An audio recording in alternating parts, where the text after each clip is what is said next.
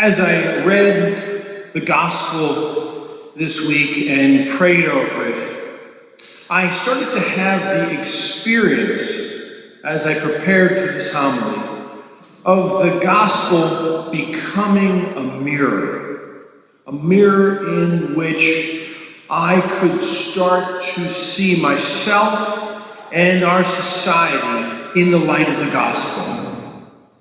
And sometimes it can be tough to look into that mirror. Now this week, we stand before the parable of the Pharisee and the tax collector. That's our mirror. And it presents to us two contrary approaches to life. Now in Jesus' day, the Pharisees were this respected group of lay people who sought to bring the holiness of the temple into everyday Jewish life. Now here is this Pharisee.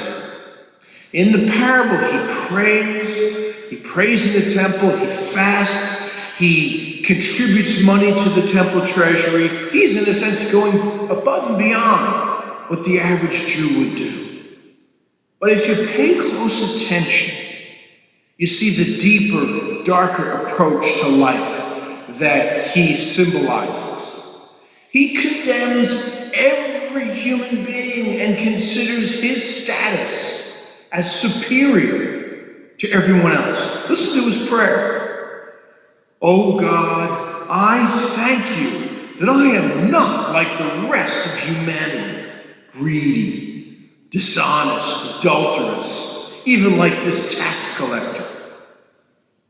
Now, our culture trains us to look down on other people. It trains us to mock other people, to look at them with disdain. Now, let's face it, in our families and in our schools, mocking and put-downs are a way of life. How often do we look down at another person or look at them with disdain because of the clothes they wear, their hair, the car they drive, their weight, their friends, the kind of job they have, the fact that she's divorced? This is a national pastime. And perhaps if you have the courage, you can look back on your own life and maybe you'll notice sometimes when you look down on other people with disdain. I know I did. And I was able to face that this week. Now, as a country, we have a long history of looking down on certain groups with disdain, starting with our African American brothers and sisters and the Native American peoples in our country. But also, every immigrant who has come to our shores has gone through an experience of us looking down at them with disdain. This, my friends, is not the way of the gospel. Now, this Pharisee, besides looking down on other people, he boasts about his achievements. It's a prayer that he says, but it's an odd prayer. He says, I fast twice a week, I pay tithes on my whole income. He's boasting. And we boast all the time. We boast that our team has won. And yes, our team, the Nationals, has won. But we boast about being prettier, or smarter, or more popular, or wealthier, or more powerful. And we certainly hear lots of politicians and government officials boast about their accomplishments. And social media makes this very easy to do.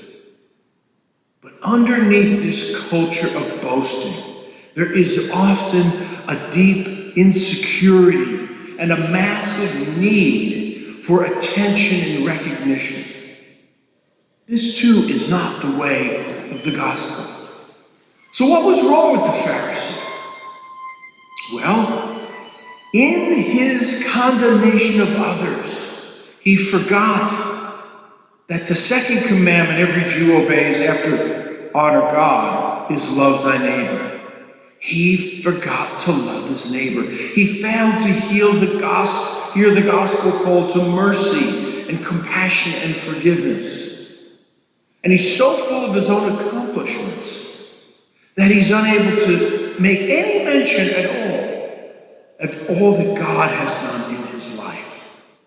And the irony here is that because he is so arrogant and self-absorbed and fails to love his neighbor, that he in fact is a sinner who is in need of God's mercy, but he is blind to that. Now this arrogant and self-absorbed and condemning approach to life, it destroys relationships in countries. It's a nightmare to work for someone like this, to have a boss or to have a principal or to have a parent like this. Now the tax collector resembles and symbolizes the antidote to this destructive way of life. Now, tax collectors in Jesus' day were considered traitors, collaborators. They worked for Rome and collected Roman taxes from their Jewish brothers and sisters, and then charged people whatever they wanted for their own payment. And so they were hated collaborators. And so Jesus is shocking us by putting this hated collaborator into the parable in the temple as his hero. But the fact is, this tax collector is in the temple. He's admitting he's a sinner. He's asking for forgiveness. He turns to God, trusts in God's mercy. He approaches God with a humble, receptive openness. Now, you may not be as bad as a tax collector, but every one of us needs to adopt that posture of humble receptivity and openness to God. So here's the antidote to arrogant cruelty that is taking over our culture and country. The antidote is authentic Christian humility. Now, humility is a virtue, and it's something that enables us to recognize that God has given us all good things. The humble person is the person that knows where they stand, that they stand in the midst of God's generous care for them. And therefore the humble person is grateful, and it can be honest about themselves and their gifts, their abilities, and their limitations. Because humility actually is a great source of strength, a great source of self-confidence. Now please get this straight. Humility is not humiliation. Humiliation comes from living in poverty, from mistreatment and abuse and oppression. That is humiliation, not humility.